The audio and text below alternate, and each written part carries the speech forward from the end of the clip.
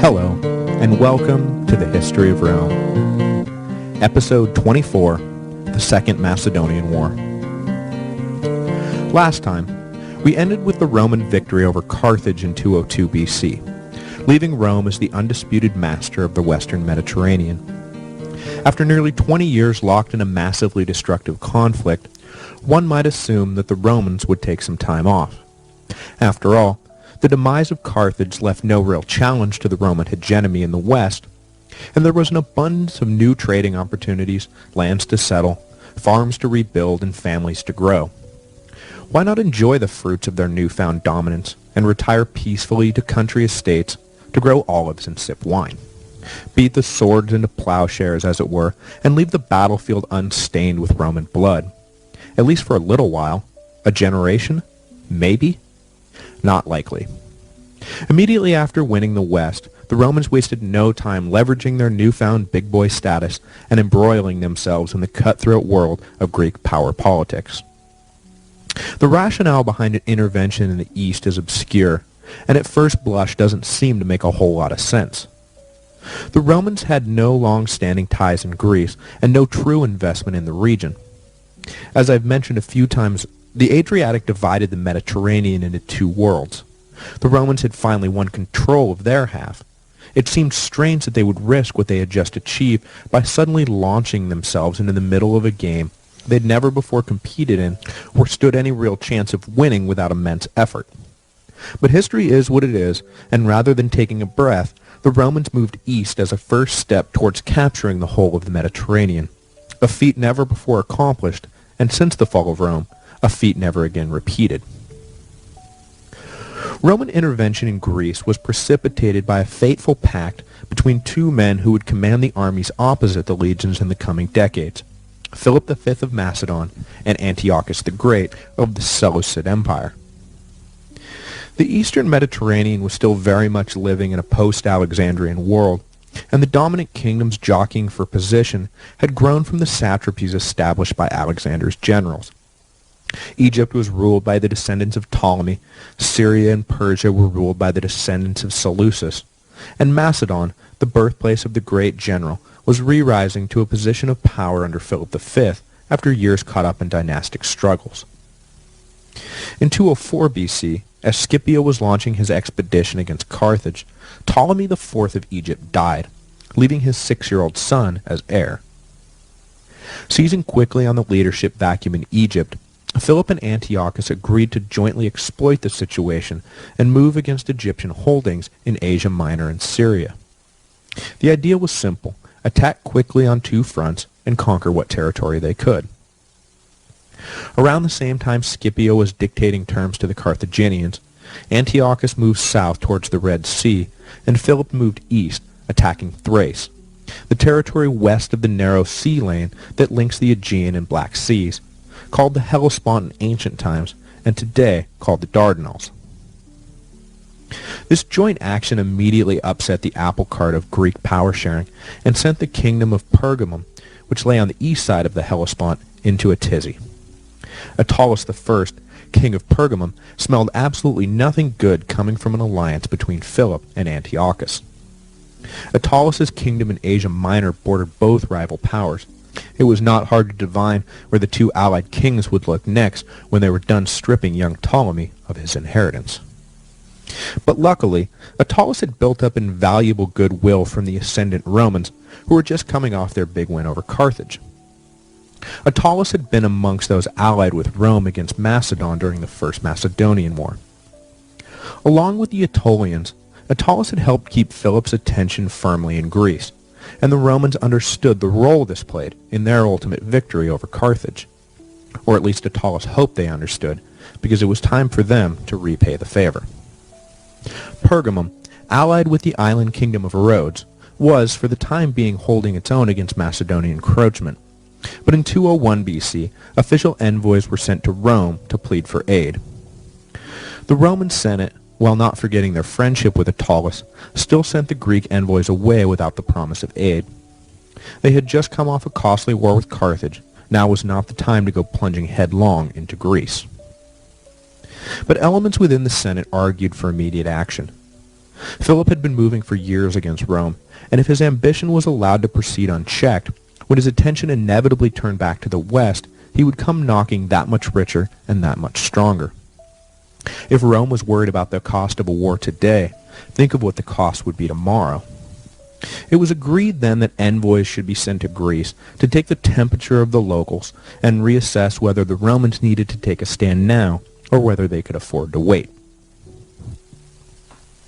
On the road to Athens, the Roman envoys were fast concluding that a war with Macedon was the last thing anyone wanted. But, coinciding with their arrival in Athens, the Athenians declared war against Macedon, and Philip ordered a force to pacify Attica.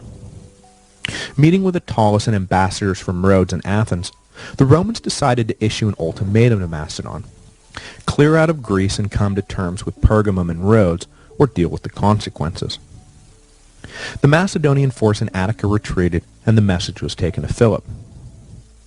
The Macedonian king rejected the ultimatum, ordering his forces to attack Athens again, and moved himself back east to the Hellespont, where he launched a campaign to wrest control of the eastern bank from Pergamum. In 200 BC, Roman envoys found Philip still directing his troops along Pergamum's border and issued him a second ultimatum: withdraw from all Greek cities and confine himself back to traditional Macedonian territory, or he would be looking at war with Rome. Philip protested that nothing he had done was in violation of the treaty he had signed with the Romans at the end of the First Macedonian War, and they were reaching well beyond their authority if they thought they could dictate policy so far from Italy. The second ultimatum, however, was a mere formality. At the same time Roman envoys were explaining what they would do if Philip rejected peace, they were already launching an army, knowing Philip would never accept Roman terms. Confident after securing allies in Greece, the Senate had changed its tune and decided that war now was preferable to war later. Philip had to be stopped before he acquired more strength. Legions under the command of Publius Galba were sent across the Adriatic into Illyria, the Roman beachhead in the east. What followed was a year of indeterminate skirmishing, with neither side doing much to risk their armies. Philip was still trying to get a handle on whether the Romans were truly committed to a war, and Galba had no real interest in a full-on attack. The next year saw changing consuls, but the continuation of the same policy. Open war was not being courted, and the entire affair seemed destined for countermaneuvers until the two sides made concessions to one another and reached an amenable peace. However, in the third year, 198 BC, things would change. Titus Flaminius was elected consul and given command of Greek operations. He fully embraced the notion that Philip had to be brought low, or Macedon would forever pose a threat to Rome. Beyond these immediate strategic interests, Flaminius himself was a great lover of Greek culture, and saw Roman exposure to and power over Greece to be inherently beneficial and well worth fighting for. Flaminius took a bold stand against Philip, and, hoping to win over the mostly neutral Greek cities, recast Roman policy as a defense of Greek liberty. In this conception, Rome was not another power looking for new territory, but a shield against Macedonian tyranny. This recasting of the struggle won over the elites of the Greek city-states, and momentum began to shift towards Rome. His diplomatic coup well underway, Flaminius matched word with action and went looking for Philip's army, intent on breaking the Macedonians. Later in the year, a short battle was fought between the two armies, with the upshot being the withdrawal of Philip and the stage being set for a larger, decisive confrontation the next year. The Greeks were flocking to Rome and away from Macedon. Sensing that the ballgame had changed, and the Romans were now serious about the fight, Philip made peace overtures to Flaminius. The Roman consul opened negotiations, but was himself unsure of how he wanted to proceed. The consular elections were coming up, and Flaminius, like so many of his predecessors, was worried about some newbie sweeping in and stealing all his glory. He intentionally dragged out the talks, waiting to hear from his allies in the Senate whether his command in Greece would be renewed or given to someone else. If the Senate ordered the new consul for the year to take over, Flaminius planned to cut a quick peace with Philip and return a hero. If he was kept on as proconsul, however, He would end talks and plan for a new campaign the next year. He made all kinds of excuses to explain the slow pace of negotiations, and even advised Philip to send envoys directly to Rome to speed things along. But it was all to buy time, and soon enough Flaminius got word that the Senate had decided to allow him to continue to lead the war against Philip. With that, peace talks were cut off, and Flaminius readied his army for more fighting. Philip, nonplussed at the whole affair, acquired 25,000 mercenaries in an attempt to match the growing Roman allied force, which now included the full-throated support of the Aetolian League, the collection of cities that had proved so troublesome to Philip during the First Macedonian War. Numbering somewhere north of 30,000, the Romans met Philip and his army at Cynocephali in 197 BC. What followed was not just the decisive battle of the war, but one of the most important turning points in the history of the Western world.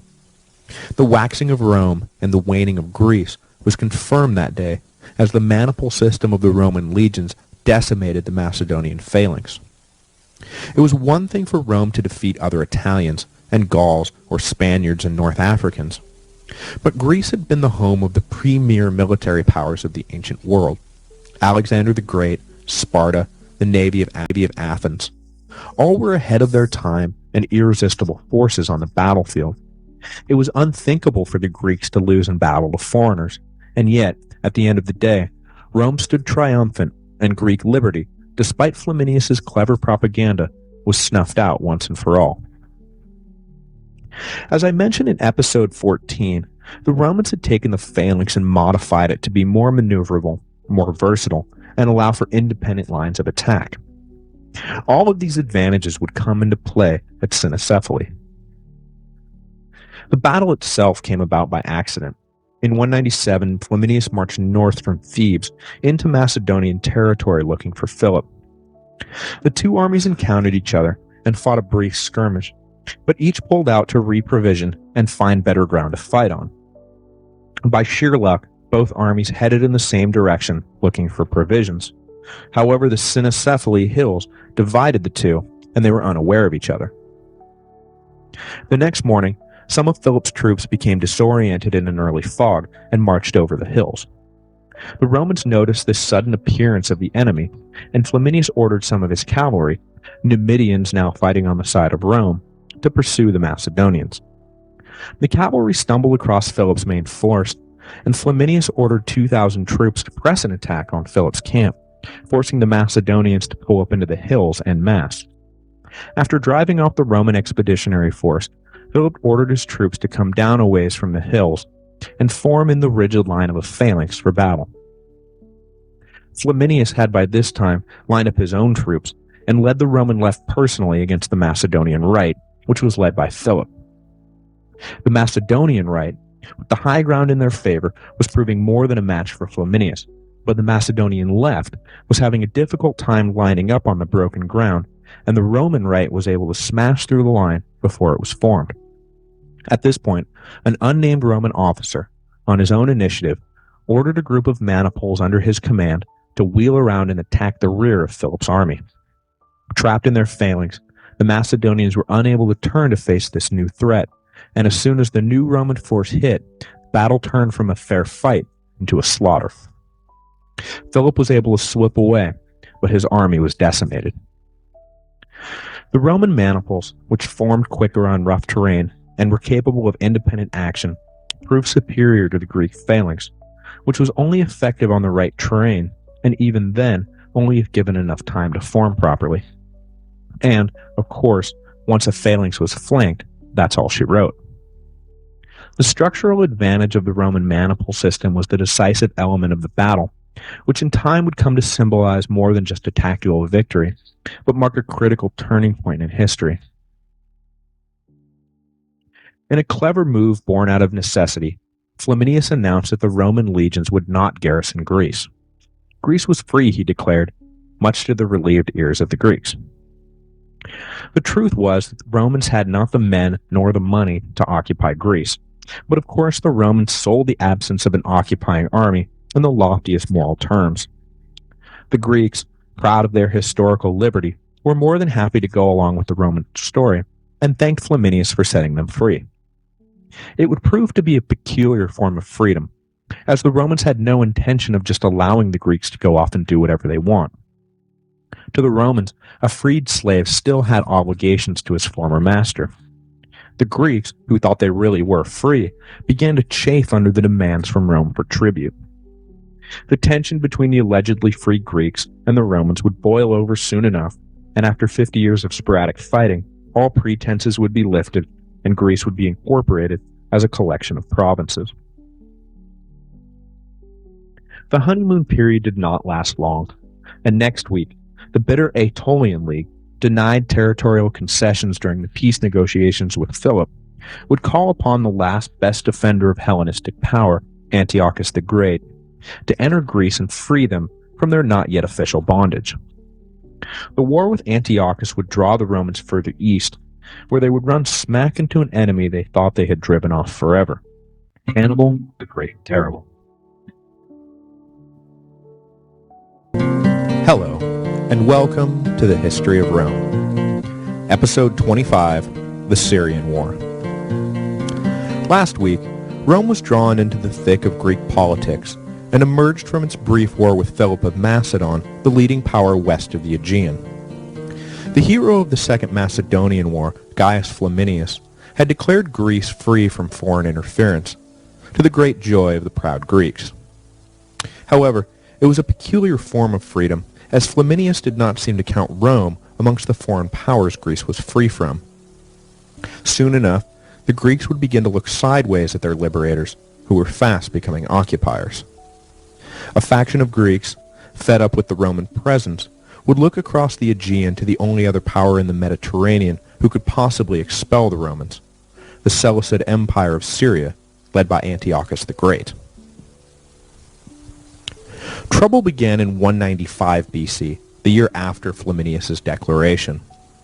The Aetolian League, the collection of cities that had been Rome's first allies in Greece, felt they had not received the rewards they deserved for all the help they had given the Romans.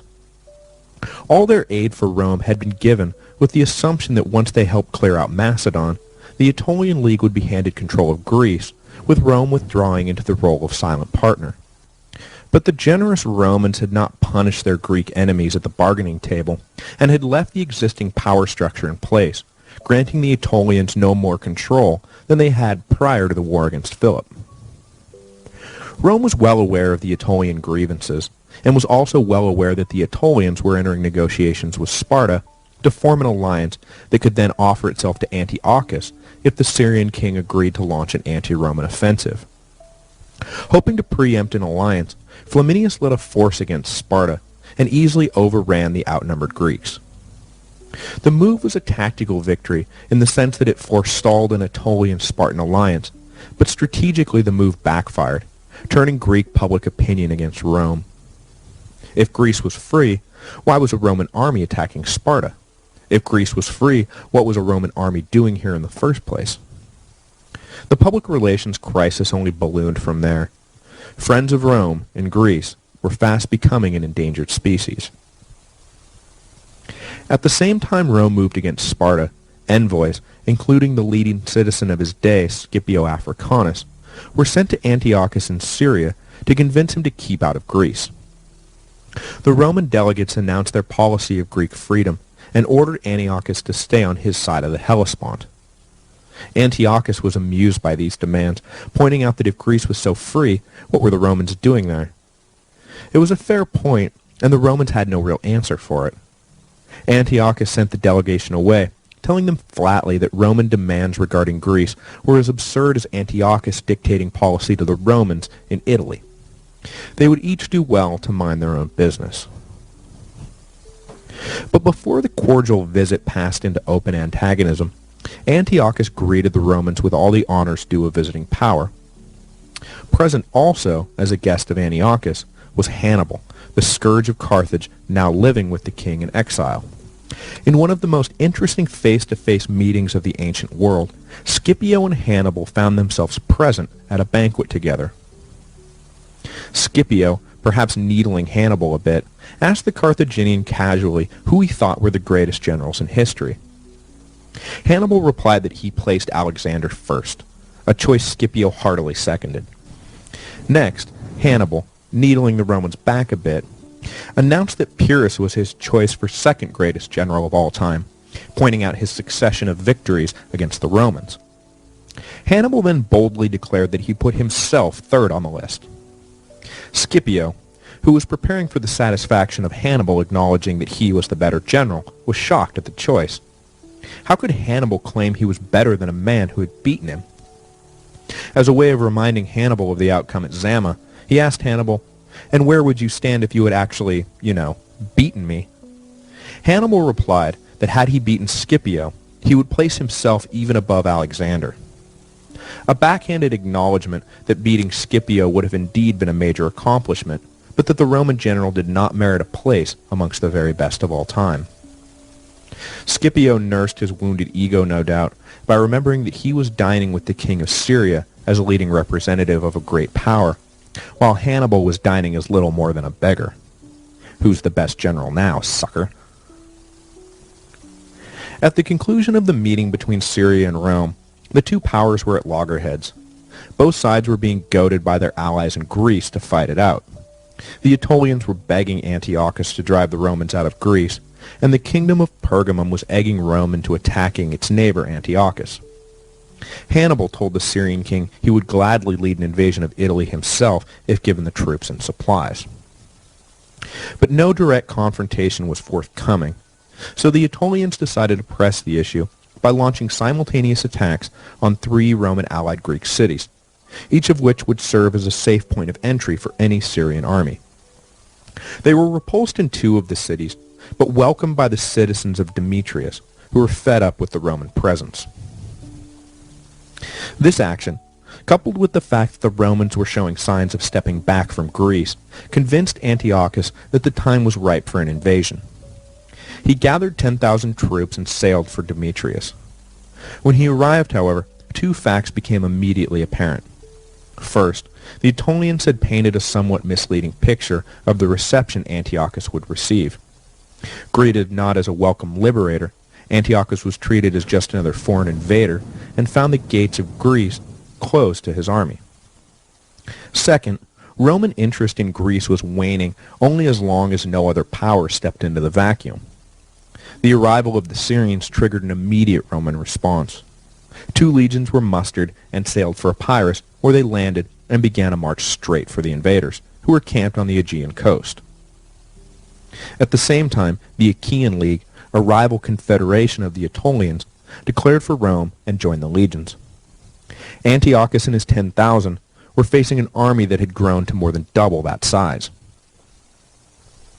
Knowing he had miscalculated, but unwilling to simply run for it, Antiochus looked around for a nearby spot where the clear numerical superiority of the Romans would be negated, and settled on the most famous bottleneck in history, Thermopylae. 300 Spartans had stood against 2 million Persians, right? So 10,000 versus 20,000 would be a pretty safe bet.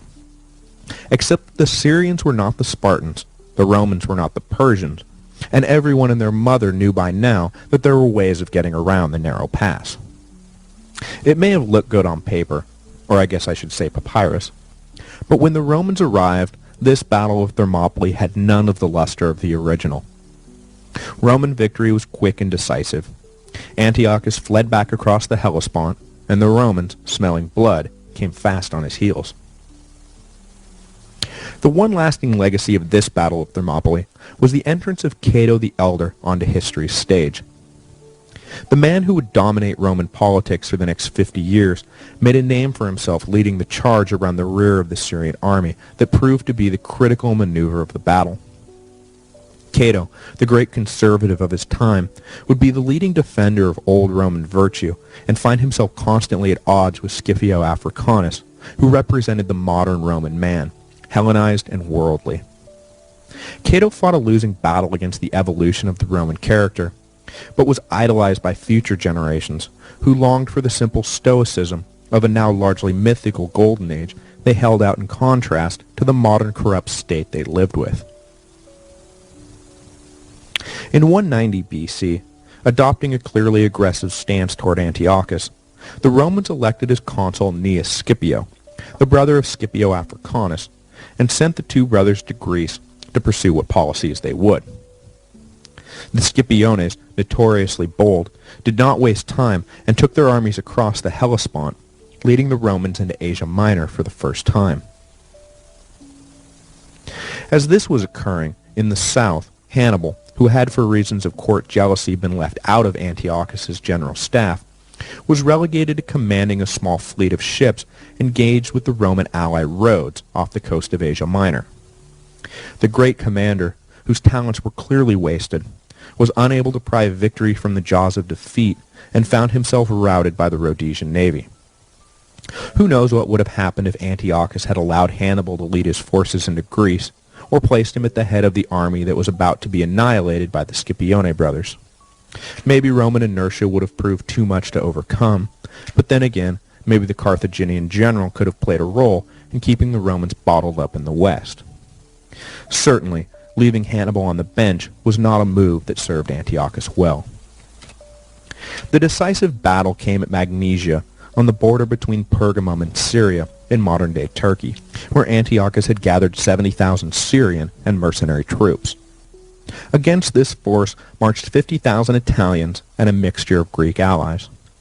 The numerical superiority of the Syrians was easily offset by the far greater talent of the Romans. The undertrained Syrians lacked the hard-nosed professionalism of the Romans, and the outcome of the battle was never in doubt. Antiochus's army was crushed, and the disparity between the two supposedly equal powers was thrown out into the open. With a victorious and practically unscathed Roman army standing triumphant deep in Asia Minor, the truth became apparent. Rome had no equal in the Mediterranean. The terms Rome laid at the feet of Antiochus were harsh. A huge cash payment was demanded, hostages of the ruling families were taken back to Rome, and the Syrian king agreed to never again cross the Taurus Mountains, which stood between Anatolia and the mainland Middle East. This range became the de facto frontier of the rapidly expanding Roman Empire. Though Greece and Asia Minor would not be incorporated as official provinces for years, Roman rule in the region was never again in doubt. It was a Roman world. The Greeks just lived in it. The outcome of the war seems like it should have been another feather in the cap of Scipio, but instead it became the source of a great bitterness that would fill the Roman general for the rest of his life. Upon returning to Rome, the Scipione brothers were accused by Cato and his allies of misappropriating war funds. While not denying the charges, Scipio asked if anyone present was dissatisfied with the fact that Rome was making back 5 times what it had put into the war because of the indemnity forced on Antiochus by the two brothers. Anyone? Anyone? The brothers were off the hook for a while, but charges were raised again 5 years later. In a bit of poor planning by the opposition, however, the charges against Scipio were brought on the anniversary of the Battle of Zama, and public support for Scipio was at an all-time high. He was never convicted of anything, but the affair left a bad taste in the general's mouth. Retiring to an estate in Campania, he died in 183 BC. The epitaph of his tomb allegedly read, "Ungrateful fatherland, you will not even have my bones." He never did deny the charges, though. Next week, Rome will face déjà vu all over again. After the deaths of Philip V and Antiochus the Great, their sons would pick up the mantle and challenge Rome in the field. Having not yet felt the sting of defeat, the brash young kings would soon enough find themselves as beaten and demoralized as their fathers. Fighting Rome was nothing if not a death blow to the ego.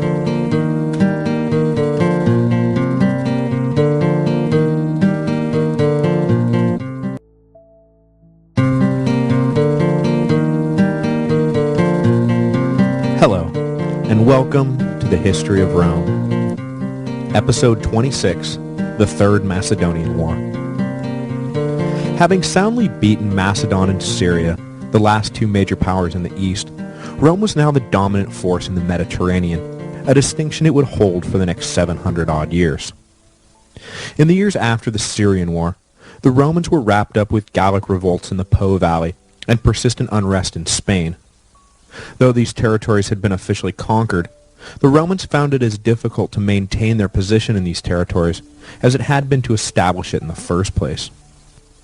But for the most part, these were mere skirmishes in the wider scope of Mediterranean politics. The real center of attention remained Greece, where, like in Spain and Gaul, winning the prize was not the same as keeping the prize. Yes, the Romans had demonstrated the superiority of their arms, and even the superiority of their diplomatic corps, but the fiercely independent Greeks would never passively stand by as a foreign power held final say over their lives. Rome had its allies, most notably the Kingdom of Pergamum in Asia Minor, but the majority of Greeks bristled at the presence of the barbarians from the west. Factions of nobles in most of the important cities schemed constantly to carve out as much autonomy as they could, with an eye on eventually throwing off the Roman yoke. Greece was, after all, the oldest and greatest civilization on earth. Surely Roman rule was merely temporary, and in time the Greeks would retake their place as the leaders of civilization. Right? In Macedon, Philip V had been put squarely in his place, and for all his pride and ambition, he was able to do little about his sorry state after being defeated at Cynocephaly. Though he hated Rome, he was a broken man who could not muster the energy for a full-scale revolt. That task would be left to his son, who would return the bravado and swagger to Macedon and renew their quest to drive the Italians from Greece forever. The catalyst of the Third Macedonian War was Philip V's death in 179 BC, which was, by all accounts, directly related to a quarrel between his two sons, Perseus and Demetrius. After the peace between Macedon and Rome, young Demetrius, Philip's second son, had been sent to Rome as a hostage. Years spent in the city had left the young prince with a pro-Roman worldview. Perseus feared that the political leanings of his younger brother would manifest upon their father's death, that Rome would engineer a coup and Perseus would be denied his rightful throne, while Demetrius ruled a puppet kingdom for Rome. So, when Demetrius returned to Macedon in 180 BC, Perseus moved quickly against his brother, convincing Philip that Demetrius was guilty of treason and was plotting with Rome to install himself as king. Philip allowed himself to be swayed and reluctantly ordered the execution of his son. Despite his belief that he had no choice, Philip never recovered from Demetrius's death, and within a year, the old king was dead. This left Perseus in control, and Rome concerned about their eastern flank. The Macedonian king kept testing Roman patience, clearly violating the treaty his father had signed by taking control of neighboring territory outside Macedon proper and opening diplomatic relations with the Greek political syndicates. Most worrisome to Rome, Perseus arranged marriage to the daughter of Seleucus IV, who had succeeded his father Antiochus the Great as king of Syria. The Senate hoped for the best, though, and, weary of war and unwilling to embrace a belligerent stance, they turned a blind eye to Perseus's actions. The alliance between the two great Greek powers was a cause of concern in the Senate, but even more so for the kingdom of Pergamum, Rome's steadfast ally, whose territory bordered both Syria and Macedon. Envoys from Pergamum began to send dispatches detailing the outrages and offenses of Perseus, begging Rome to do something about the young upstart king of Macedon. Rome ignored the threat for as long as they could, but finally Illyria began to rise in revolt against Rome, and the common belief was that Perseus was behind the violence. That, coupled with an assassination attempt against the king of Pergamum, sealed the deal, and in 172 BC, legions were sent back across the Adriatic. At first, the Romans simply moved into Illyria to quell the uprising, and stood on the border of Macedon. But a year later, war was officially declared, and the legions headed into Macedon under the command of Licinius Crassus, an ancestor of the famous triumvir, who would join with Julius Caesar and Pompey in their fatal three-way alliance a century later. This Crassus did not get his familial legacy off to a great start, and promptly led the Romans to their first defeat in Greece. It was a minor engagement to be sure, but the propaganda value of the loss was a boon to Perseus, and Greek leaders who had kept their distance from an open conflict with Rome began to throw their support to Macedon. It was a decision that would haunt a lot of them and lead not to freedom, but to the obliteration of freedom. After direct confrontation with the Macedonians had proved to be more difficult than the Romans thought, the next 2 years saw the Roman army in the east turn toward more profitable and less dangerous pursuits, the plunder of defenseless Greek towns. The consuls in charge during these 2 years seem to have had little ability or desire to control their men, and the legions became little more than a highly efficient band of marauders. A great deal of wealth, plunder, and slaves were hauled back to Rome. Everyone profited, so discipline went out the window. This, coupled with the behind-the-scenes maneuvering of Perseus, turned even more Greeks against Rome. There was little to be gained by standing with the Romans now. The Italian brutes had no interest in governing, or, indeed, the lives of Greeks in general. They just wanted to ransack the countryside. In 168 BC, the new consul for the year was Aemilius Paulus, the son of the Paulus who had tried to halt the Battle of Cannae before it happened, and then died leading his troops into the massacre. More disciplined than the previous consuls, Paulus the Younger immediately restored a sense of purpose to the troops, reminding them that they were there to fight as soldiers against an army, not thieve from innocent Greeks, who were, after all, nominally under Roman protection, if that was not a complete contradiction in terms by now. Paulus located the army of Perseus and announced his intention to make for the Macedonian army and defeat them. Perseus was well positioned with 40,000 troops on the Aegean coast, and dislodging him would take some doing. Paulus ordered one of his generals to take a chunk of the army and make a lot of noise approaching Perseus from the north. This maneuver convinced the Macedonians that the main Roman army would follow, and they prepared for an invasion from the north. However, as soon as darkness fell, the Roman expeditionary force kept right on walking, and swung around behind the Greeks. Only the timely intervention of a Roman deserter alerted Perseus to the danger.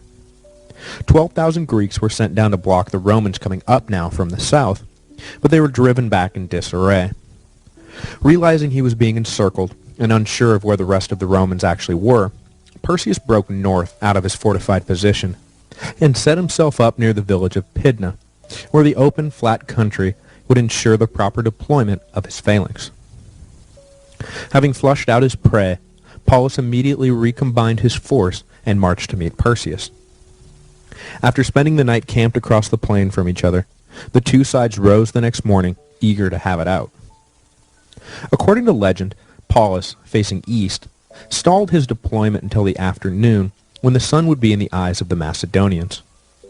Whether this is true or not is a matter of debate, but it is true that the battle did not start until the afternoon, and despite the evenly matched sizes of the two armies, things quickly got away from Perseus. Whether or not the sun played any role is, again, a matter of debate. The Greek phalanx pushed the Romans back initially, which was good, but they pushed the Romans back onto uneven hills bordering the plain, which was bad.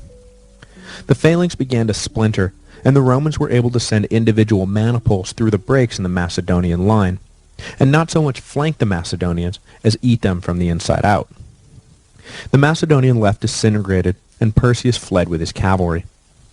Of the 40,000 or so Greeks in the Macedonian army, at least 25,000 died at Pydna, while the Romans lost maybe 1,000. 5,000 Greeks were captured along with Perseus himself. Where his father had managed to negotiate a peace that left him in control of Macedon, Perseus received no such favors. The young king was paraded through Rome in chains at Paulus's triumph, and then banished to exile in a small Italian village where he lived a miserable existence and died in obscurity. And he showed such promise. The defeat at Pydna marked the end of the Macedonian kingdom, whose holdings under Alexander had once extended all the way to India. The Senate broke the kingdom up into 4 republics, which were forbidden to trade directly with one another or any other Greek city. All economic activity had to be brokered by Rome. This ensured that no undue consolidation of riches or power occurred, and that the Romans would never have to deal with trouble in Macedon again. Weak and divided, the Macedonians would attempt one last-ditch effort for independence years later, but that would merely present the Romans with an opportunity to officially incorporate the territory into the province of Macedonia. Returning to Rome, Paulus, who had done so much to end the senseless pillaging of the legions, led his army on one of the great sadistic rampages of the ancient world. Passing through Epirus, the Romans, furious at the Greeks in general for turning on Rome, decided that an example had to be made of someone to prevent this sort of thing from happening in the future. They chose Epirus because it was convenient, even though the locals had nothing to do really with Perseus or his war against the Romans. At first, Paulus implied that if he was paid off, Epirus would be spared, and the 70 or so towns collected as much as they could and handed it willingly to the Romans. But the minute Paulus had collected it all, he simply let his men off their leashes and let them sack, rape, plunder, and burn anyone and anything they came across. Over 150,000 locals were bound up and sold into slavery. The rest were killed and left destitute or homeless. It was a harsh lesson for the Greeks, harsher still for the relative innocence of Epirus. After driving off Philip and proclaiming freedom for Greece, the Romans were universally loved. But now, a mere 30 years later, that love was gone, replaced with fear. Machiavelli's point that it is better to be feared than loved is backed up by the Roman experience in Greece. Loved, the Romans dealt constantly with backstabbing and conspiracies to do away with them. Feared, the Romans ruled in peace and unchallenged. There is no accounting for the horror and immorality on display in Epirus, but the cold fact remains that it worked. Future Greeks knew what the wrath of Rome meant, and they wanted no part of it. Better to drink wine and tutor the Romans in math and philosophy than attempt to cross swords with them.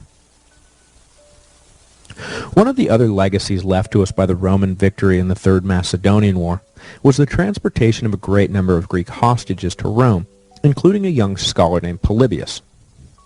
Taken in by the family of Aemilius Paulus, Polybius would become the instructor of Paulus's son, Scipio Aemilianus, who would grow up to be one of the most famous and influential of all Roman statesmen, and really, the last of the great political figures who was not connected to the crises that would consume the Republic in the next century. In an attempt to explain to his fellow Greeks who the Romans were and where they came from, Polybius constructed a massive history of Rome, which exists largely intact today and stands as one of the pillars of our own understanding of Rome. The histories of Polybius have, indeed, played an integral part in our very own History of Rome podcast, and we owe him a great debt for his excellent work. Next week, we will return for the last time to Carthage and Macedon. The two great enemies who had so consumed the Romans for the last century were beaten, but for Rome, it would not be enough to simply beat them. They had to be crushed. Cato the Elder had made a point of ending every speech before the Senate, whatever the topic, be it garbage collection or loan repayment, with the line, "Furthermore, it is my opinion that Carthage must be destroyed." Cato, like many of his countrymen, feared the return of Carthage, and so set out to annihilate once and for all their nemesis from Africa, and quite literally, sow their fields with salt.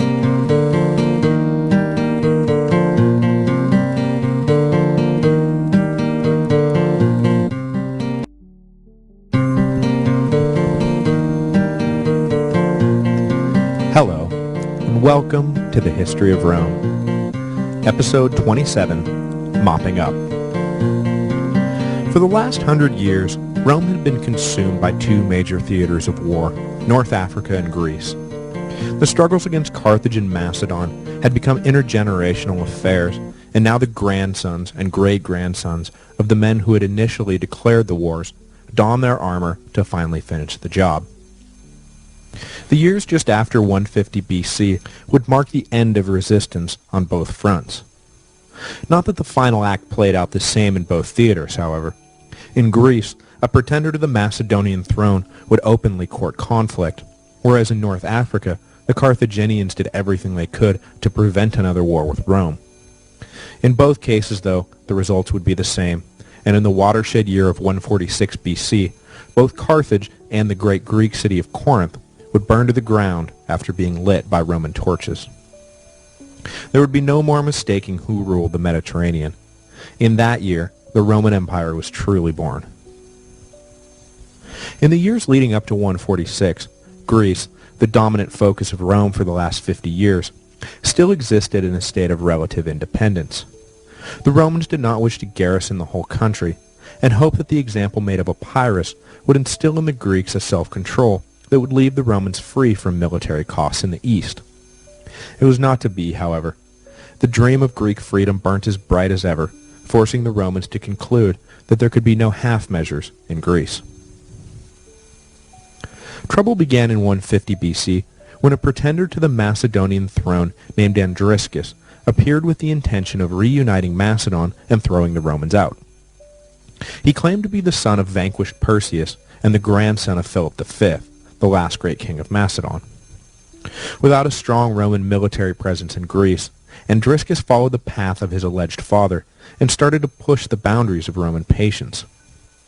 At the end of the Third Macedonian War, the country had been divided into 4 republics, economically and politically cut off from one another.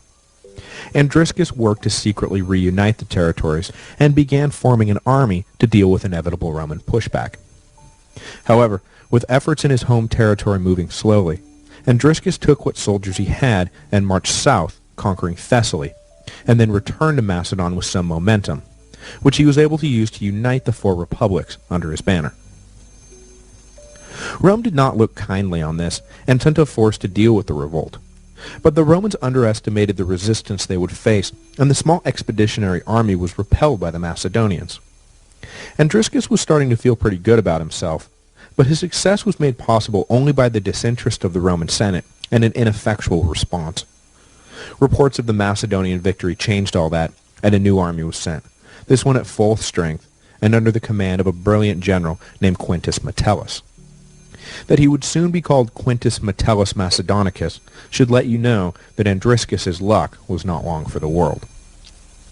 Metellus marched into Macedon and crushed Andriscus and the Macedonian army without much effort. Whatever steam the Macedonians had been building proved to be just that, a lot of hot air, and they proved not even close to a match for a truly committed Roman army. The pretender was driven off and captured, sharing the fate of his alleged father, and paraded through Rome in Metellus' triumph. The Senate finally wised up to the fact that their hands-off oversight of Macedon was an unsustainable policy, and so Macedon, along with Epirus, were incorporated into the Roman Empire as official provinces, the first extension of Roman sovereignty into Greece. Not long after the Macedonians were pacified, another flare of Greek defiance was fired off, this time from Corinth, the leading city of the Achaean League. Metellus was recalled to Rome to receive his triumph, and in his place the consul Lucius Mummius was sent to command the Greek forces. That he would soon be called Lucius Mummius Achaeus should let you know that Corinthian luck was not long for this world either.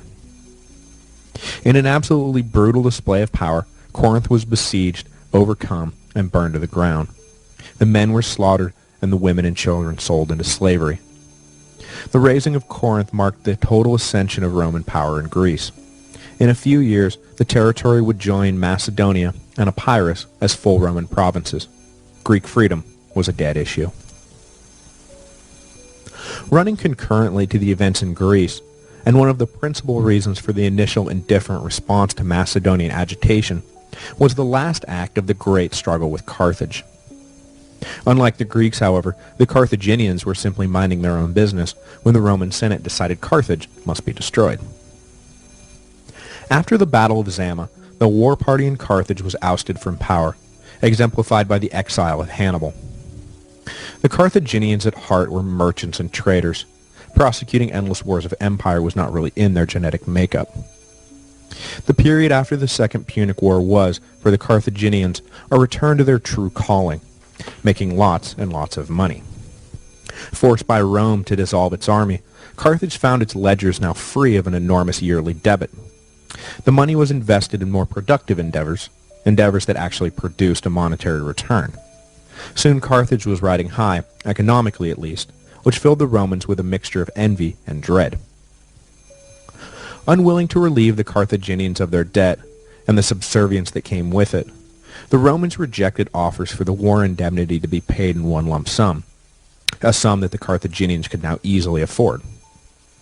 The Carthaginian Senate kept trying to bribe the Romans with free shipments of grain, but Rome insisted on paying for all goods that arrived from Carthage so as not to appear in any way indebted to the Carthaginians.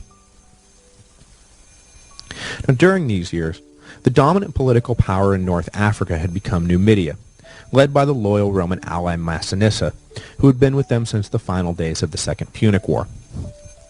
In the decades after Zama, Massinissa had led the Numidians into Carthaginian territory numerous times, and had peeled off more and more land with each invasion. The Romans were officially neutral, but obviously that had no problem with the Numidians stealing Carthaginian land. By the 150s BC, however, Carthaginian appeasement of Roman power had once again become a hot-button issue. The Carthaginians were supposed to have retained their North African holdings under the terms of the peace treaty, and Rome was supposed to act as a protector of those terms. But clearly Rome was allowing the Numidians to run amok, and had no intention of looking out for Carthaginian interests. So the peace party in Carthage was ousted in favor of a more aggressive faction. The new party did not advocate war with Rome. They merely sought to raise an army to defend Carthage, which was, technically, a violation of the peace terms, but Rome had already violated the terms by not protecting Carthage from attack. Plus, the last installments of the indemnity were sent to Rome, and many in Carthage believed this released them of any further obligations to Rome. In 151 BC, the Numidians crossed once again into Carthaginian territory and laid siege to a border city. Carthage raised an army of 25,000 to defend the city and lift the siege. After 50 years of peace, however, it could have been 500,000, and the result probably would have been the same. The 25,000 green recruits were easily crushed by the seasoned Numidians, and for their trouble, all the Carthaginians really did was give the Romans an excuse to destroy them once and for all. When word came that a Carthaginian army had taken the field, Cato the Elder and his cohorts persuaded the Senate that Carthage was once again on the rise and would remain forever a threat to Rome if it was not utterly destroyed. The Senate agreed, and in 149 BC ordered a massive invasion force of 80,000 to North Africa. When they arrived, the Carthaginians attempted at once to come to terms, but Roman demands were too harsh. They demanded that the Carthaginians abandon their city and move no less than 10 miles inland. Flabbergasted by this insane demand, the Carthaginian envoys rejected the terms. Once again, just as in the First Punic War, Carthaginian envoys had failed to give up. This time, though, Xanthippus would not be around to bail them out. The Romans were all set to take the city by force, but disease ripped through the lines, and the legions became so weakened that the Romans had to settle for a siege. 2 years passed in inconclusive misery for both sides, when the Senate realized the mistake they had made. Clearly the fact that the only Roman general who had ever been successful in Africa was a Scipio meant that they needed to appoint a Scipio to head the legions. So they elected as consul Scipio Aemilianus, by blood the son of Paulus, who had defeated Perseus in the Third Macedonian War, but by adoption the grandson of Scipio Africanus. Scipio Aemilianus only further cemented the Roman superstition that only Scipios could emerge victorious from Africa. Arriving near the end of 147 BC, he immediately blockaded the harbor and laid waste to the countryside. By the time the spring of 146 BC rolled around, the Carthaginians were at their wits' end.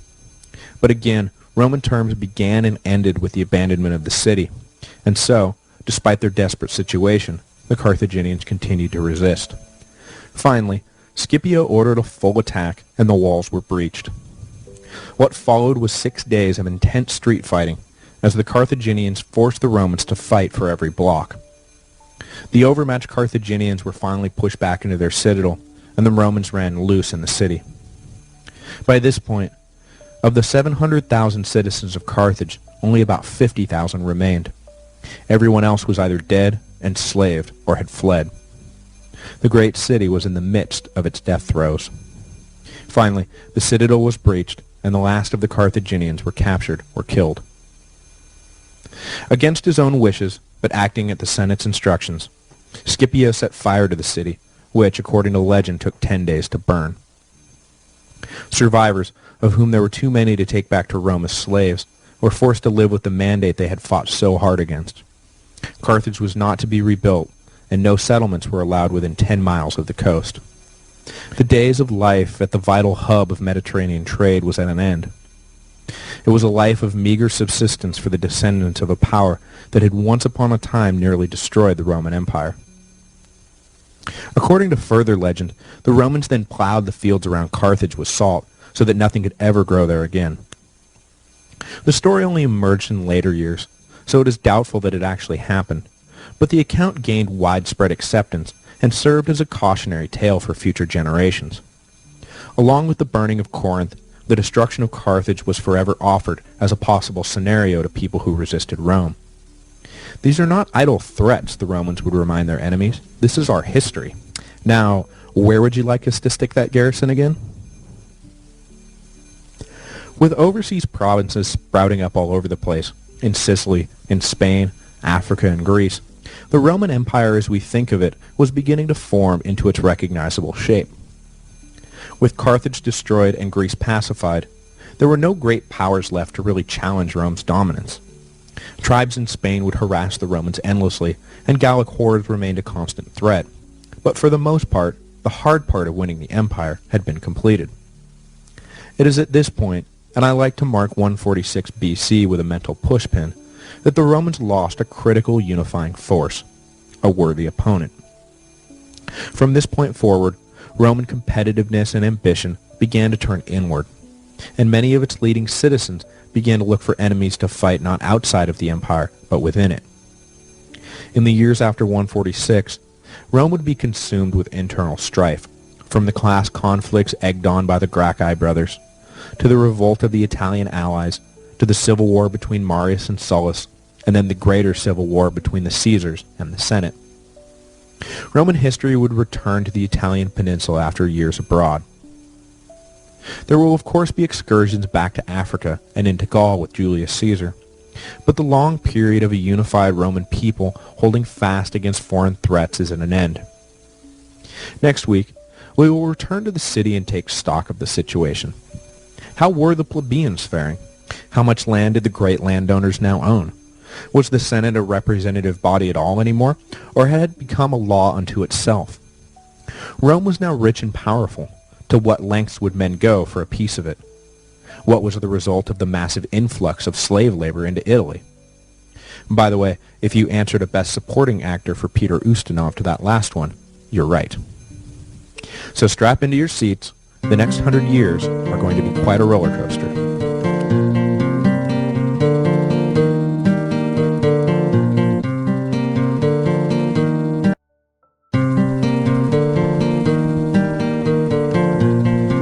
Hello, and welcome to the History of Rome, Episode 28, Taking Stock. For 350 years, the Roman Republic had grown, contracted, grown again, survived, and thrived. Through it all, the Romans never turned away from their most basic founding principle, that no king shall reign in Rome. Every year men stood for election, and every year free ballots were cast by free citizens. The winners won and the losers lost, and power was transferred peacefully between them. At no point did the great and ambitious leaders of Rome step outside the bounds of the system to seize control of the state. It is a remarkable run, and the Republic's track record was and is the cause of much justifiable envy. But alas, the Romans, for all their strength on the battlefield and all their moral rectitude, could not stem the tide of greed and ambition that lurks in the hearts of men in all times and all places. Roman success would be the undoing of the Roman Republic, and after the symbolic dual sacking of Carthage and Corinth in 146 BC, the dam holding back the dark side began to crack visibly. Less than a century later, the dam would break, and in defiance of all that had once been held as good and true by the Romans, a single man would ascend to the throne of power. And though he was wise enough not to call himself king, we all know that a rose by any other name would still smell as sweet. For all these years, the Republic had survived for two major overarching reasons.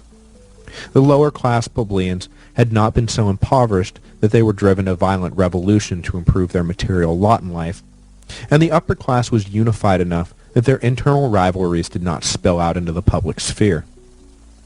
Both of these critical linchpins were about to be removed, leaving civil war and violent class conflict as the order of the day.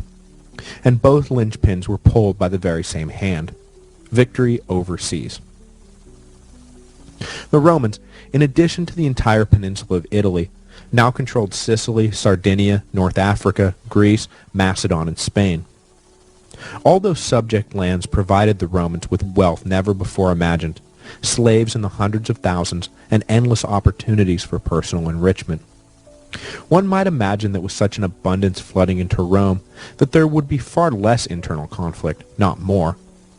There would be more than enough to go around. What would be the point of squabbling?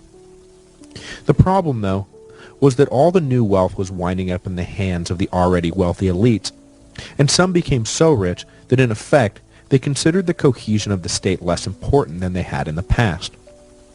When you are completely self-financed, there is a tendency to follow your own whims, and everyone else be damned. And this, to put it mildly, is no way to keep a free republic running smoothly. The ruling class, which had for all these centuries understood that patrician solidarity kept them firmly in charge, started to see men break off to make their own way in the world, forcing the others to compete or lose what status they had. Things quickly spiraled out of control. In a way, it can all be traced back to Scipio Africanus. The long-haired, flamboyant, irreverently religious hero of the Second Punic War set an example for ambitious young Romans to follow. Indeed, it was Scipio who originally coined the term imperator, when his troops hailed him as a king after his victories in Spain.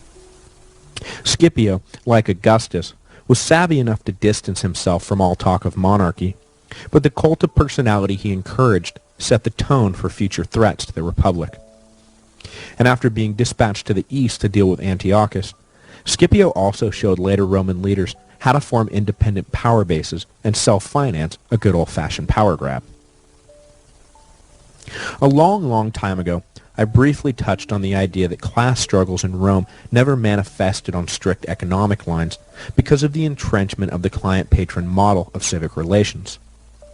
All Scipio did was transfer this model to Roman dealings with other nations. To recap briefly, wealthy Roman patricians offered all manner of services to their poorer fellow citizens, most notably bank loans and legal representation. In exchange for this aid, the citizen reciprocated by backing their patrons in elections and showering them with public support any time the patron required it. It may seem a minor thing, but in Rome much rested on a man's ability to turn out favorable crowds if he ever came under political or judicial attack.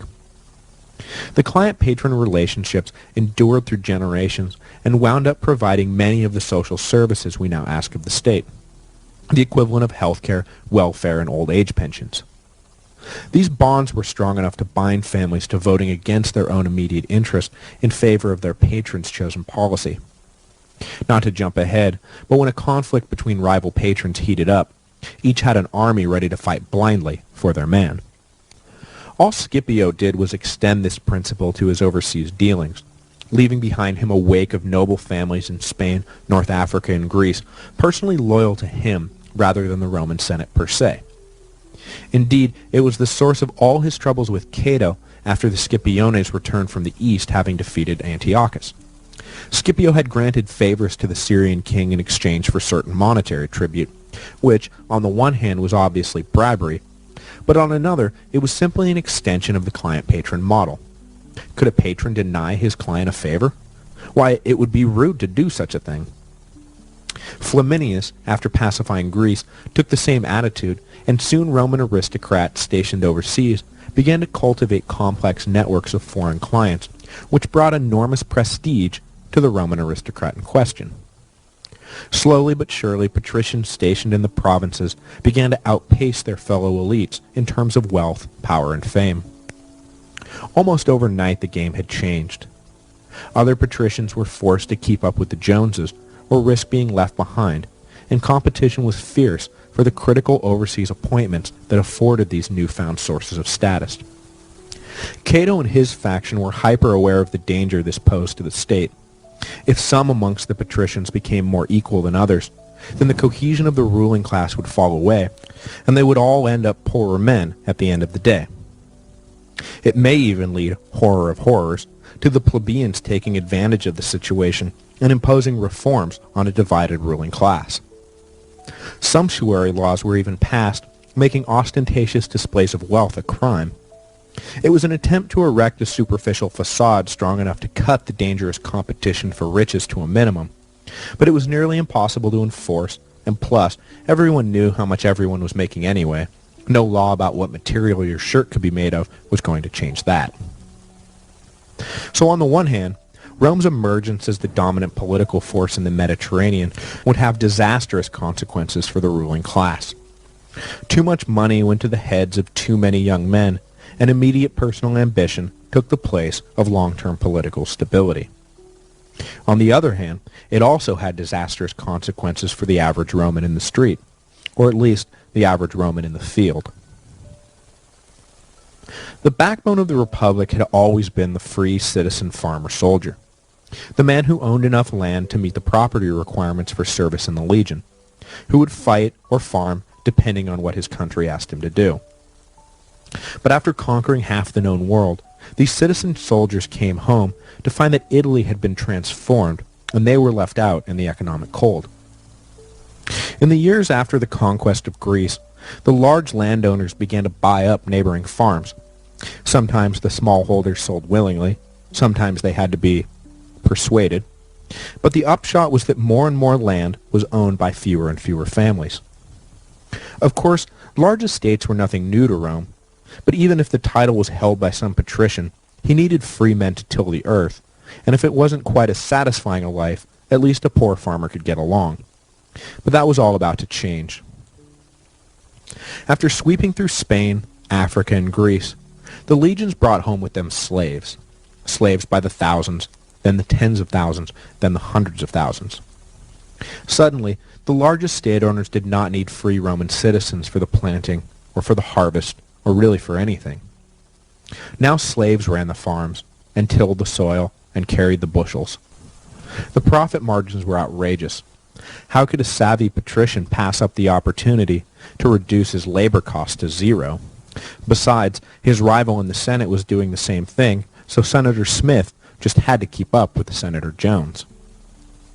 It was not outsourcing so much as insourcing. The jobs stayed right where they were. It was the people who were forced to leave. Suddenly, once fine upstanding members of the community were landless, homeless, and growing desperate. Most migrated to the cities, where they hoped to learn a trade, or to the provinces, where they attempted to become traders, or, if they were lucky, secure a small holding abroad. The pressure this put on Roman society was intense.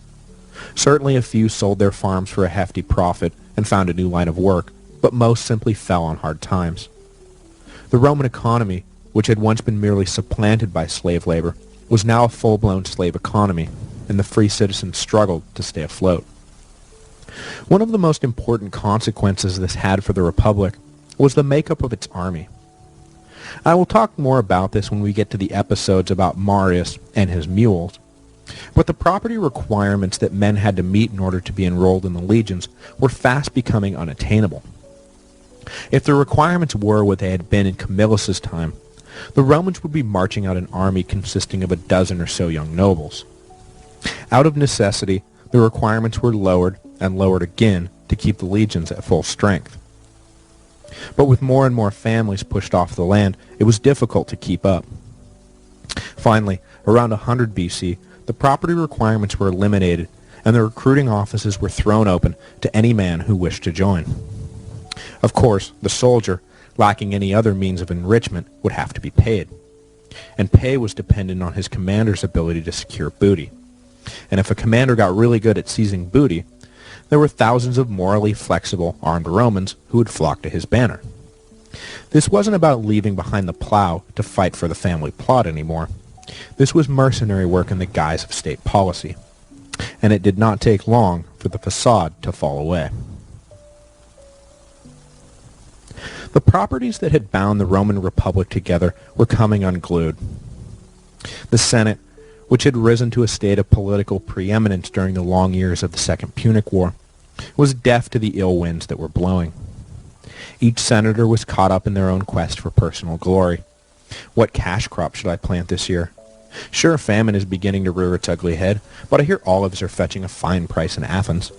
Besides, I need to make enough to ensure that my son gets that questorship, and the wheels need to be greased a little, if you know what I mean. The ruling class was consumed with this kind of thinking, little realizing that it was about to all come crashing down on their heads. The problem was that the republic had stopped functioning as a republic, and had passed into true oligarchy.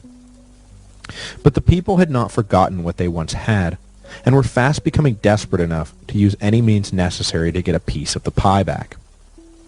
And the slow slide from oligarchy into tyranny truly began when some of the nobles began to realize that all they had to do was promise the masses a piece of that pie, and they themselves could have the whole world.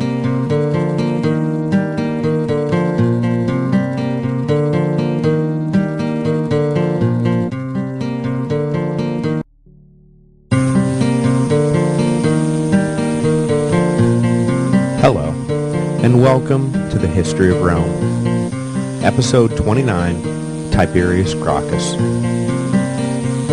Last week, I partially summed up the domestic, political, and economic situation in Rome after the final victories of 146 BC.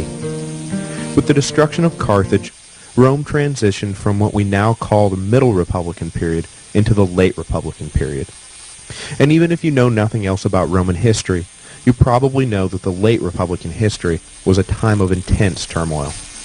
Today, we will enter the endgame of the Roman Republic, and the first move will be made by Tiberius Sempronius Gracchus. Tiberius was born in 168 BC to Tiberius Gracchus the Elder in Cornelia Africana. His father was a well-respected member of the ruling elite. Though a pleb by birth, by this time the distinction between patrician and pleb was less important than it had been in the past, and the elder Gracchus was an upstanding defender of the old order. Over the course of his career, he had been tribune of the plebs, censor, and twice consul. When he was tribune, the elder Gracchus had taken sides with Scipio Africanus during the political battle over the great general's actions in the east, and played a decisive role in securing an acquittal. In gratitude for this loyalty, Gracchus was given one of Scipio's daughters, Cornelia, in marriage.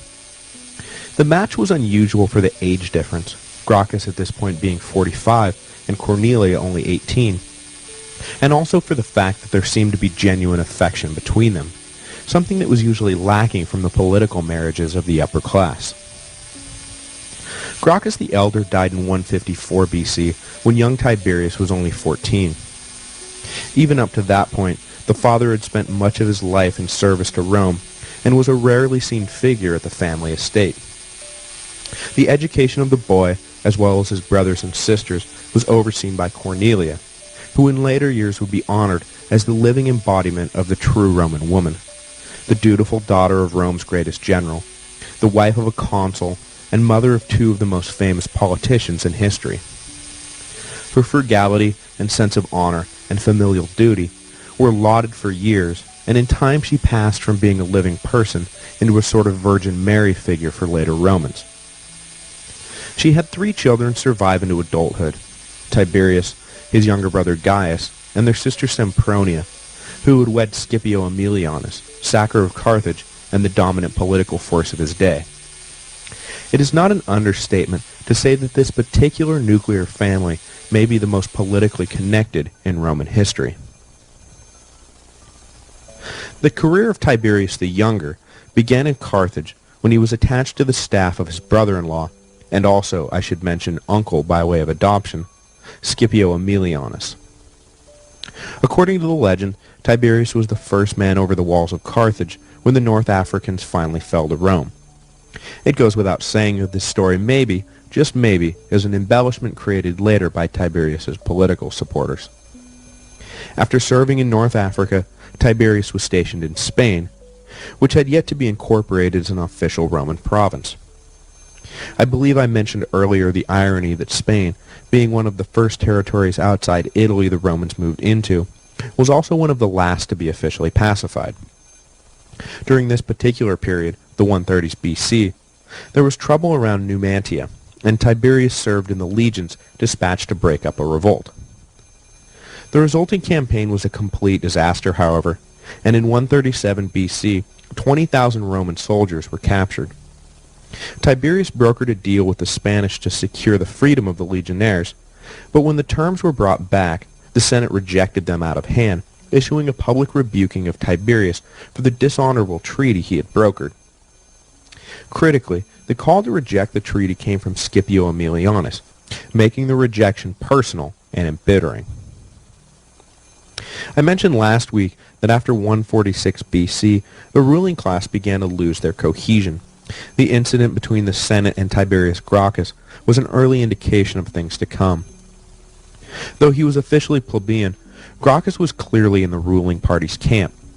But after the stern questioning of his honor by the Senate, Tiberius would break from his colleagues and began to look to the people for political support. He was followed by others in the ruling party who began to look for ways to exalt themselves above and beyond the Senate by directly appealing to the will of the people. This was the early splintering of Rome into the familiar and famous political parties, the Optimates and the Populares. The Optimates represented the old oligarchic supremacy of the Senate, while the Populares supported reforms that would strip the disproportionate wealth and power that the elites held in their hands.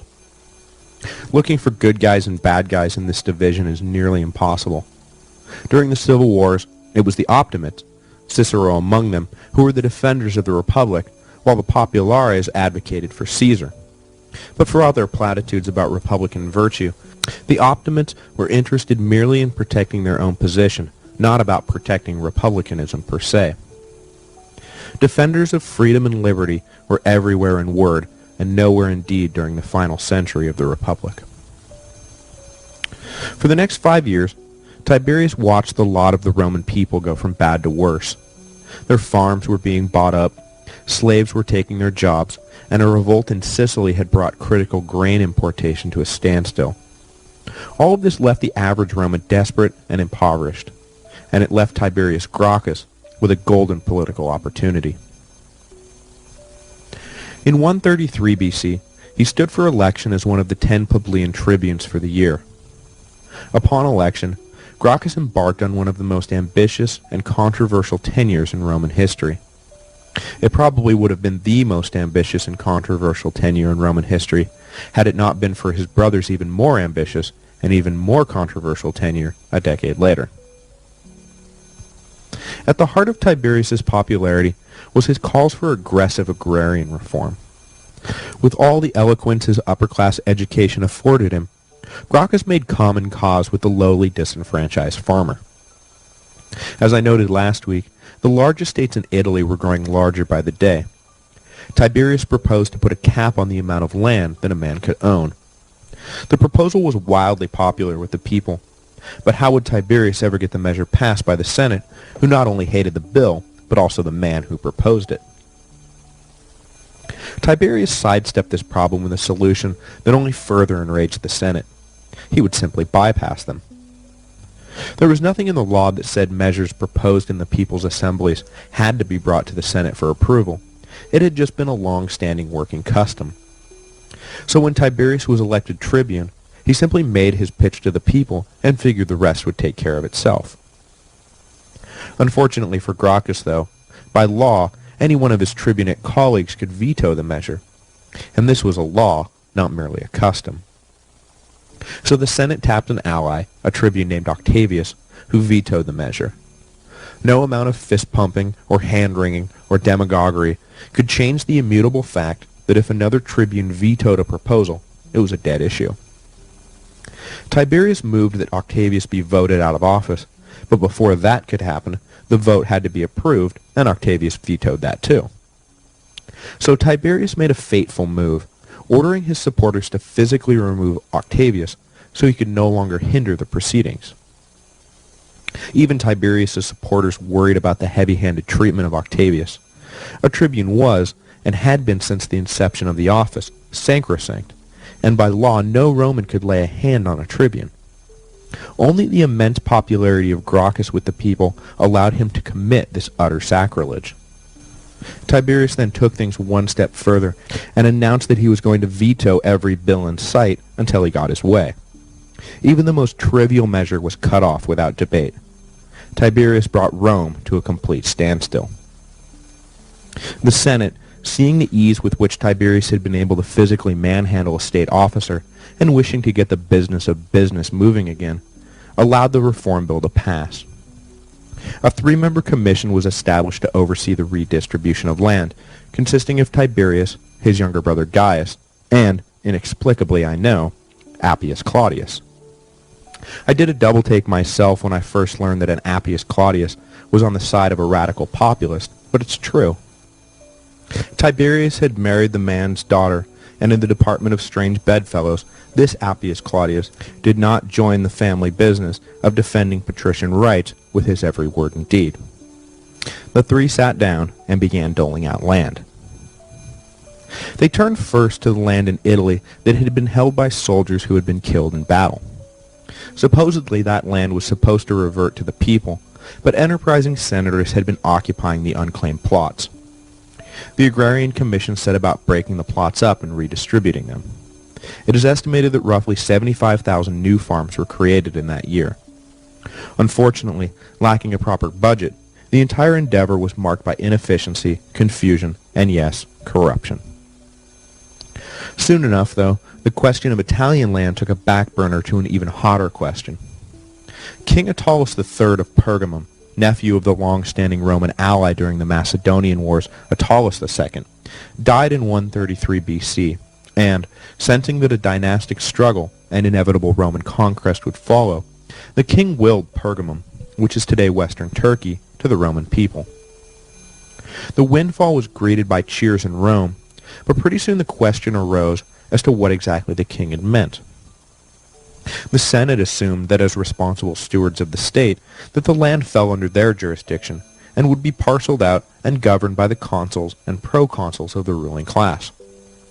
Tiberius and his allies, however, read the endowment literally and argued that Pergamum had been left to the people of Rome, and therefore fell under the purview of the Agrarian Commission.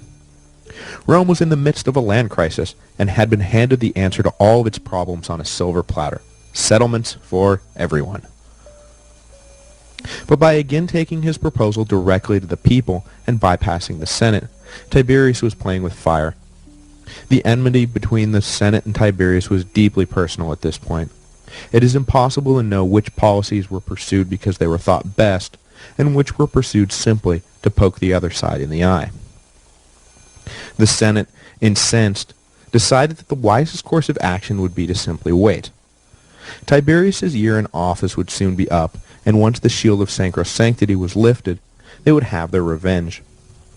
It was common knowledge that men were lining up around the block with charges they planned to file against Tiberius the moment he stepped down. Tiberius, recognizing that he may have gone too far, too fast, and with much too heavy of a hand, decided to go double or nothing and announced he was running for re-election.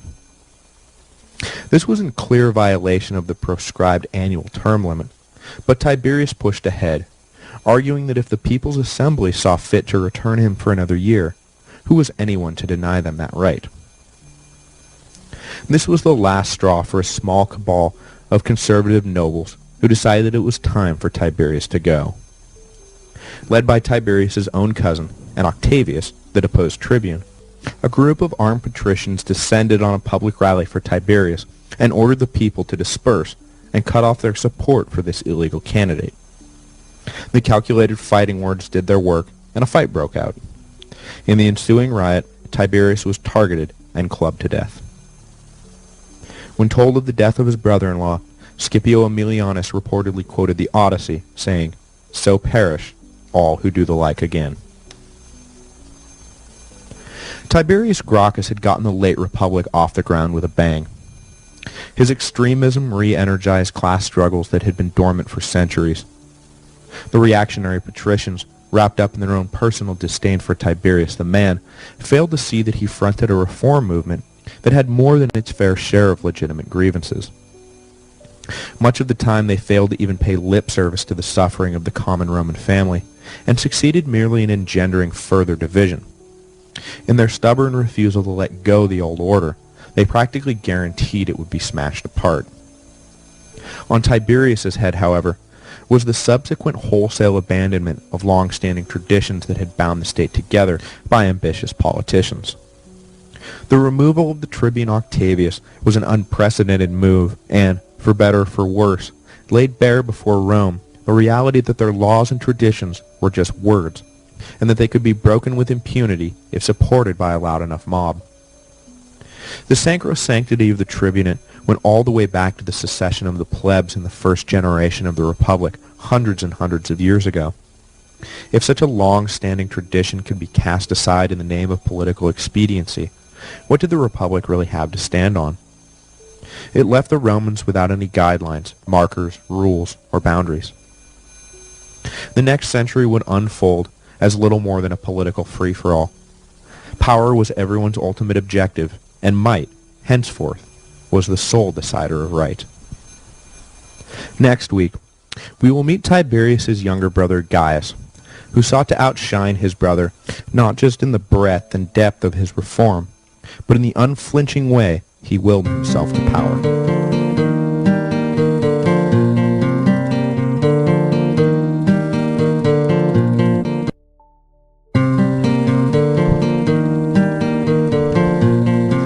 Hello, and welcome to the History of Rome.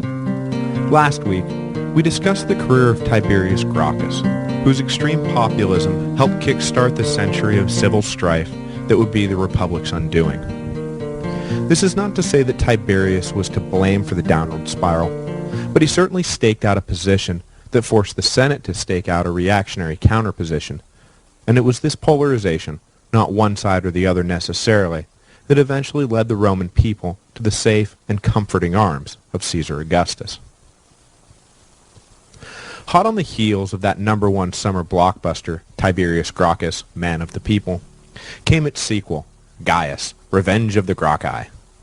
And like all good sequels, they took what made the original work, doubled the special effects budget, and quadrupled the size of the crises.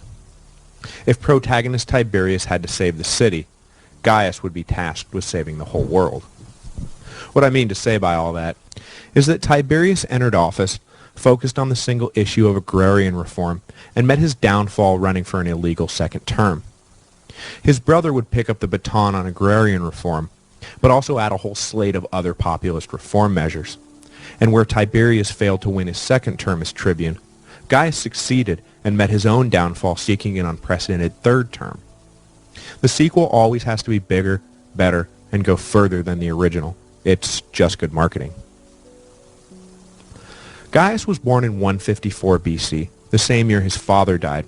So where Tiberius at least had some contact with their father, Gaius was raised entirely by their mother.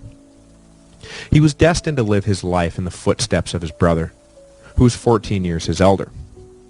The entire career of Gaius Gracchus was defined by the path his brother had cut through the wilderness. It was a combination of family obligation and personal revenge that drove Gaius to press his ambitious reform platform, and for the most part, the younger Gracchi did not have much choice.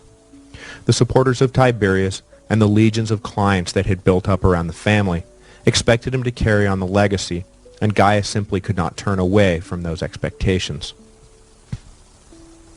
Gaius even began his career in similar fashion to his brother, attached to the staff of their much older brother-in-law Scipio Aemilianus. Like Tiberius, he served in Numantia, though was not there at the time of the campaign that so changed Tiberius's life. And where Tiberius was driven to his extreme populism because of a very public rebuking by the Senate, Gaius was driven by the very public murder of his brother by those same senators. His brother's death left Gaius, at 21, the patriarch of the wealthy and influential Gracchi family. For a few years, Gaius did attempt to pull back from a public career, declining to run for office when he came of age, though, like I say, he couldn't avoid the pressure to follow in the footsteps of his brother, father, grandfather, and ancestors in every direction. Gaius was marked for a public career, and there was nothing he could do about it. In 126 BC, he was elected quaestor and was assigned by lot to a post in Sardinia, and by all accounts served as an able administrator. But it was on the island that Gaius found himself becoming personally embittered towards the Senate in his own right, not just for real and perceived slights against his family, but slights directed at him personally. As quaestor, Gaius served under the consul Lucius Orestes, and in Roman tradition, if a consul was kept on in a certain territory, becoming a proconsul, then his officers stayed with him. In Rome, political class tensions continued to simmer after the death of Tiberius, and the Senate was keen to keep Tiberius's younger brother out of the city while they undid all his work. So they voted to keep Orestes stationed in Sardinia, and Gaius was forced to stay on. Another year passed, and the Senate voted to keep Orestes on again. Gaius began to feel like the Senate was doing this on purpose. So when the Senate again voted Orestes proconsul for Sardinia, Gaius denounced he was leaving the island. There was nothing illegal about leaving, but it was completely unheard of. And so a Gracchi managed again to turn a binding cultural norm into so much hot air. He returned to Rome, and in 123 BC was elected tribune of the plebs, like his father and brother before him. The sources differ as to whether Gaius entered office with a revolutionary slate of proposals in hand, or whether his platform grew organically as a response to circumstance. What is not disputed is that by the time he left office, almost every aspect of Roman society had been touched by one or another of his proposed reforms. He began innocuously enough, addressing an issue that is actually in the headlines today: skyrocketing grain prices. Though the slave revolt in Sicily had been put down, a plague of locusts, yes, a plague of locusts, had swept through North Africa, and there was a general shortage of grain coming into Rome. The city, swollen with poor and landless families, faced outrageous markups on basic food staples. The conditions that caused the shortages were real enough, but merchants were having a field day, taking full advantage of the panic in the streets. Gaius simply pushed through a cap on the price of grain. Essentially, the Roman state began to bring in grain and sell it at far below the inflated market rate. This transferred the burden of the price spike off the backs of the poor city dwellers and onto the collective back of the state treasury. The Senate was by no means pleased at Gaius's ingenious plan to invert basic economic common sense, buying high while selling low, but it did solve a pressing social concern, and the people loved it, so there was only so much the elites felt they could do. In Gaius's grain plan, we find the seeds of the later full-on food welfare program that became so important during the Imperium. But for now at least, the Roman state merely provided food at a normal price, and was not yet handing it out for free. With the people now fully behind him, Gaius turned to settling old family scores. He passed a measure making it a crime to re-stand for the tribunate if the assembly voted to remove an officer from power. Gaius wanted to be clear that standing in the way of popular will was the shortest route to complete irrelevance, while at the same time he wanted to legitimize Tiberius's recall vote of Octavius 10 years before, which had a very shaky legal foundation at the time. Gaius also passed a measure making it a crime to hand down capital punishment without the approval of the assembly.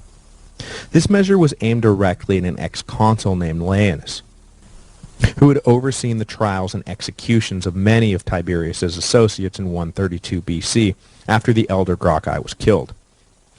Gaius's new law contained the provision that it applied retroactively, and Laenus was forced into exile for an act that was only later determined to be a crime.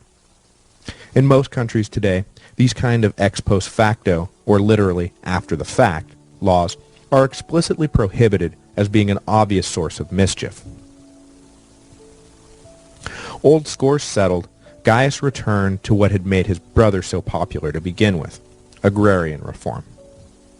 The Agrarian Commission, which had been rendered impotent in 129 BC, was rebooted, and the process of identifying illegally held land and redistributing it was taken up again in earnest. Gaius followed this with laws on military service. Henceforth, no one under 17 was to be drafted, and limits were put on the total number of years of service required. Also, an important step in the evolution of the army, Gracchus demanded that the state provide soldiers with adequate clothing. During his time in Sardinia, he had witnessed firsthand drafted legionaries freezing and miserable from a lack of proper supplies. It was a necessary provision to deal with real suffering, but it was another step on the road to the full-blown state-funded armies that would tear the country apart in the years to come. Rounding out his first year in office, Gaius worked to reform the law courts, opening up the jury pool beyond the senatorial class, which had long held the strings of justice, and creating a commission to investigate charges of bribery, a rampant problem that had been ignored for years. It had been a remarkable year, and Gaius's popularity was at an all-time high. And because of this popularity, Gaius was able to, through no fault of his own, to succeed where his brother had failed and win another term in office. He had not even actively campaigned, but the assembly had failed to grant a majority to 10 tribunes, so the final slots were appointed by those tribunes who had won a majority, and they named Gaius, who, though he had not sought the office, eagerly accepted their appointment. In his second term, Gaius brought to the table one of the thorniest issues of the day and dropped it right in the middle of an already chaotic political environment. The question was on the rights of non-Roman Italians, and specifically whether they should be made full citizens. One of Gaius's fellow tribunes was a former consul named Marcus Fulvius, who had championed Italian citizenship in 125 BC. It was, in fact, Fulvius's proposal that had inspired the Senate to keep Gracchus in Sardinia. Italian citizenship was an idea whose time had come, but the Senate still balked at the idea of extending full rights to non-Romans. One of their greatest fears was that if they allowed populist reformers like Gracchus and Fulvius to bring the vote to the Italian allies, they would be rewarded with thousands and thousands of new clients ready to vote any way the tribunes directed them. It was an irrational fear, as many of the Italians were feeling the brunt of the Agrarian Commission's redistribution efforts, and had no great love for Gracchus, but the conservatives in the Senate began to see boogeymen around every corner. Gaius worked on other issues in addition to the citizenship proposal, shoring up the treasury by increasing the efficiency of provisional tax collection, and attempting to release some of the population pressures on Rome by establishing colonies overseas. In total, Gaius's year and a half or so in office had seen him touch almost every aspect of the social order, and universally acting in opposition to whatever the conservatives in the Senate wanted. Near the end of his second term, Gaius sailed for Carthage, where one of his proposed colonies was being built. While he was gone, his voice and charisma left with him, and his enemies began to openly plot the downfall of the troublesome tribune. When Gaius returned, he found his allies had one by one been turned against him, and that all his reforms were threatened by outright repeal.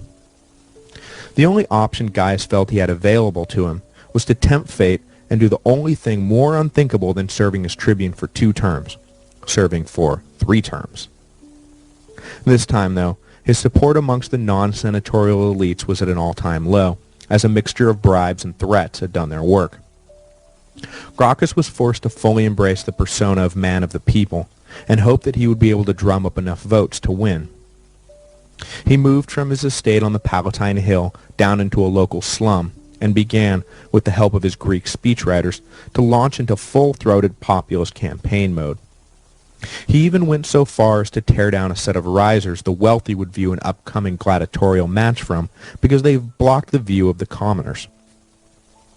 But despite his desperate campaign, Gracchus was defeated in the polls. There were, of course, accusations of fraud, and we will never know whether Gracchus actually won or not, but officially he was out, and the new tribunes, to a man enemies of Gracchus, set about dismantling all his reforms.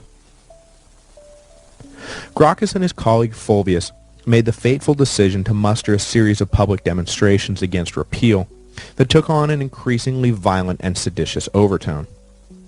At one of these gatherings, a herald of Gracchus's chief opponent was killed by overzealous Gracchi supporters. As soon as the body hit the ground, Gaius knew he was undone. The tribunate did not waste time leaping from a murder charge against the men actually responsible for the crime to a full-blown charge of treason against Gaius and Fulvius. The two were immediately named enemies of the state and were forced to run. Fulvius was caught and murdered along with his 2 sons, while Gaius fled with one of his slaves. Cornered, and knowing that capture meant only disgrace followed by execution, he decided to skip the former and ordered his loyal slave to perform the latter.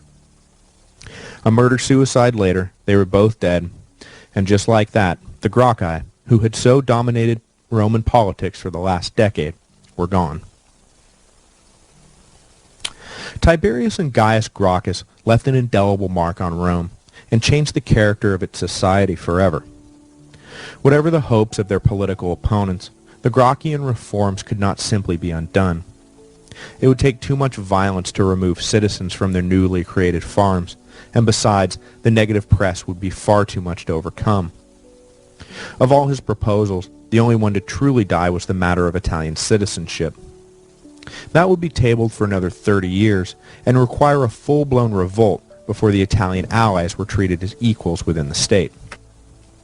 I believe I mentioned after the end of the Samnite Wars that the Samnites would return with a vengeance in a few hundred years. Well, that time is fast approaching, as they would be leaders in the violence that led to citizenship. The Senate could have saved itself a lot of blood and treasure by simply recognizing the inevitability of extending citizenship, but sometimes things have to get out of hand before the hand finally loosens its grip. Beyond their legal reforms, the Gracchi introduced the idea of mob violence and mob pressure to Roman politics. Until now, the elites had been careful not to empower the masses or hint to them in any way that they far outnumbered their leaders and could, if they wanted to, get their way by sheer physical intimidation. Sure, the early history of the Republic saw a few secession of the plebs, but that was passive civil disobedience, not rioting in the streets. And the lesson of mob violence was a lesson well learned by the next generations, and the streets of Rome will soon run red with the blood of mobs and counter-mobs crashing into one another, egged on by leaders who crave power at any cost. Next week, we will introduce one of those leaders who learned the lessons of the Gracchi all too well. It will take at least 2 and possibly 3 episodes to cover the entire career of Gaius Marius, but his career is one of the most important in the late Republic, and it bears going into in some detail. Because the mark he would leave on the Republic would soon come to resemble the kiss of death, as Julius Caesar would follow his father-in-law's career to its logical conclusion and have himself declared dictator for life.